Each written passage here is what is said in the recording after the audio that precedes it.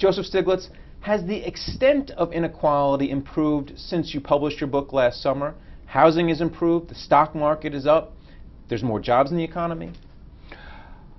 Overall, things have not worked out very well. Most of the gains since the end of the recession have gone to the people at the very top. And this year, looks like things are going to be even worse. One of the reasons is the increase in the payroll tax, real wages, unemployment is still sufficiently high that real wages are being kept down, and so in a sense, the ordinary American has not shared in the prosperity, the mild prosperity of the recovery. So, in terms of the median income, it is still lower today than it was in 1996. Well, we also had an election since your hardcover book was published last summer, and the nation chose President Barack Obama. What kind of an impact has this decision made about the direction people want the country to go?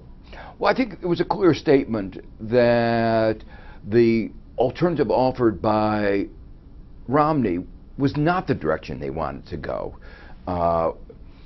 People at the top paying 14% of their income in taxes, not fair.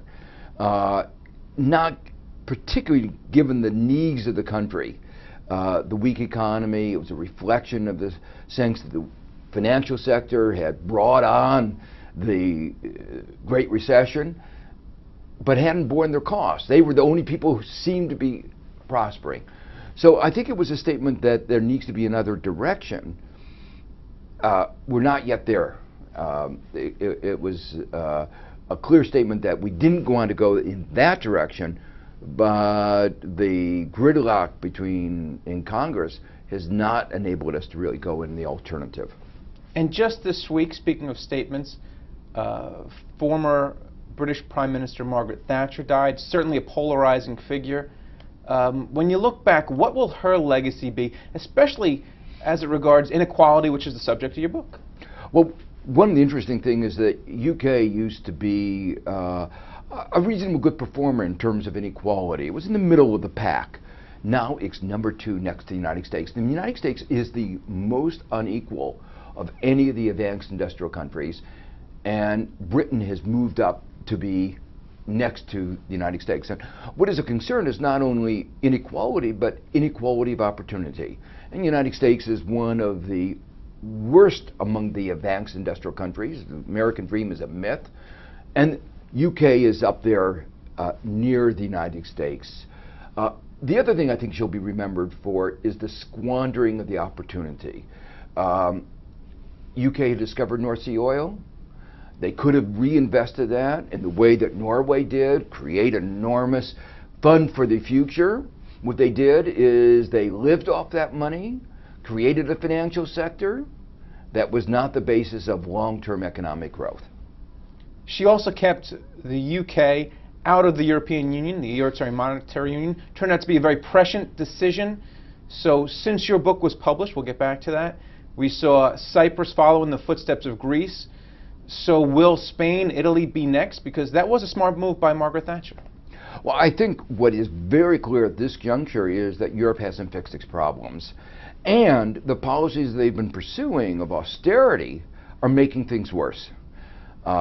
So there are fundamental structural problems in Europe. I think the euro was not a fully conceived project. It hadn't undertaken the kinds of institutional structures that would make a single currency work, and they still haven't fixed that problem.